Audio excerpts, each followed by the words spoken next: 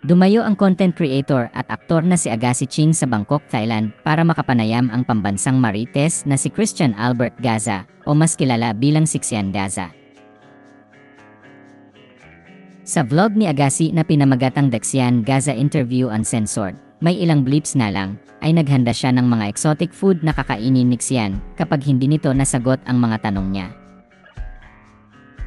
Pero mukhang nagkamali si Agassi dahil sinagot ni Xian ang lahat ng tanong na hinanda ng content creator. Sa huli ay si Agassi na mismo ang susubok na kakain sa mga inihanda niyang exotic food tulad ng ahas, crocodile, scorpion, at tarantula. So, I guess, channel ko, talo ako. Pero ako kumain. Pero at least marami kayong nalaman, di ba? Marami silang nalaman. So, subscribe! For the views!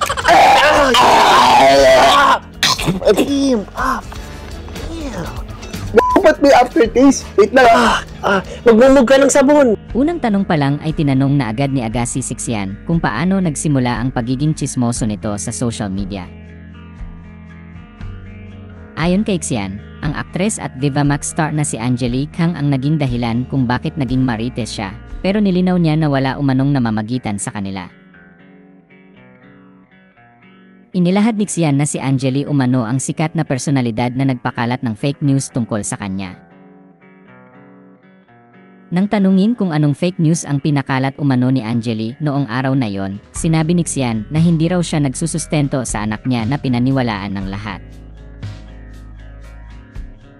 So, hindi ko matanggap na dahil sa isang fake news, pinaniwalaan ng tao na hindi ako nagsusustento, na kahit nilabas ko na yung side ko, naglabas ako ng official statement, ang pinapaniwalaan pa rin nila si Angelique Kang dahil si Angelique Kang ay isang kilala at sikat. And doon ko na-realize, sa mundo pa rin ng social media, kaya ka palang lamunin nito ng kasinungalingan, ng paninira, ng fake news, kapag yung nagsabi ng fake news ay kilala, at kapag yung fake news na sinabi niya ay pinaniwalaan ng libo-libo o milyon-milyong tao, yung kasinungalingan ay magiging katotohanan. Sa hindi kagustuhang mangyari ni Xian ay naging viral ulit siya dahil may ikinakalat daw ang ex-girlfriend niya na ayaw niyang banggitin kung sino. Ang ex-girlfriend na tinutukoy niya ay ang social media personality na si Irish Tan. Matatandaang naglabas ng mahabang pahayag si Irish noong 2022 kung saan ibinahagi niya ang tungkol sa nangyari sa kanila sa Malaysia noon. Pero sinabi ni Xian sa panayam sa kanya ni Agassi na gawa-gawa umano ang naratibong iyon. Paliwanag niya, nagsimula umano ang lahat noong mabuwisit daw siya at ibinuking niya kung ano talaga ang trabaho ng kanyang dating jowa. 80 to 90% ng storya, gawa-gawa. Bro, umabot to ng mga 10 to 15 million views sa TikTok, yung interview niya. Wait lang, bakit niya ginawa yun sa'yo? Meron kasing post si Donalyn Bartolome na sinawsawan niya.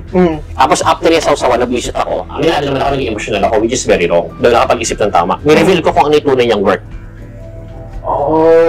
Ngayon, para depensahan yung sarili niya na hindi ganun yung work niya, naglabas siya ng mahabang statement, publicly, kontra sa akin. Bro, talagang gawa-gawa kwento. Nagkaroon ngayon ng wave ng hate na pinaniwala ng maraming tao. Bro, yung kwentong yun, as in, pinaniwalaan niya ng milyon-milyong tao, yun ang naging totoo. Kahit 80 to 90% ng istorya yun, fake news at gawang istorya lang. At para hindi na siya masiraan pa, ay unti-unti niyang pinalaki ang kanyang pangalan.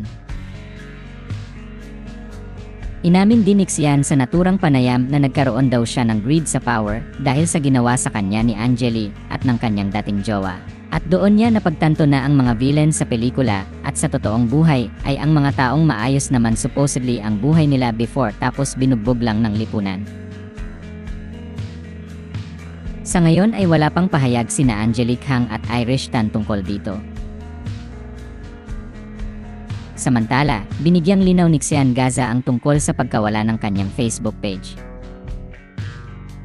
Ayon sa kanya, hindi raw niya dineactivate ang kanyang page, at ang nangyari ay na-take down ang kanyang page dahil na-disable ito noong May 30, 2025, na-reactivate noong May 31, 2025, at na-take down ulit noong June 1, 2025. Inihayag din ni Xian na poster accounts daw ang lahat ng naglalabas ang Facebook pages, pero hindi raw niya pinapa-take down ang mga yon. Pero mukhang na-reactivate na ulit ang account ni Xian dahil nakapag-post na siya sa kanyang Facebook page noong June 10, 2025. Sa bandang dulong bahagi ng panayam ay tinanong si Xian kung bakit ang mga chismis ang lumalapit sa kanya. Ito, ako na may question ito. Bakit yung mga chismis yun yung lumalapit sa'yo? Because they find it na pag nagbigay sila ng intel sa akin, binibigyan nila ako ng pabor at iniisip nila na pag nabigyan nila ako ng pabor at bigyan nila ng chismis, magiging protection nila ako in the future kung ma-issue man sila. Kasi kung binibigyan mo ako ng intel, ako loyal ako sa tropa, loyal ako sa mga tao. And if nakikita ko na talagang akin ka, tao kita, loyal ka sa akin, solid tayo, kakampi kita, and definitely, in return, hindi kita tatry na rin. Oh, that's the type of person that you are. Ganun akong tao. Kaya pag may mga tropa ako, wala kami narinig ka ba na si Xian Gasa, yung kaibigan niya, tropa niya, siniraan niya ng ganito. Wala.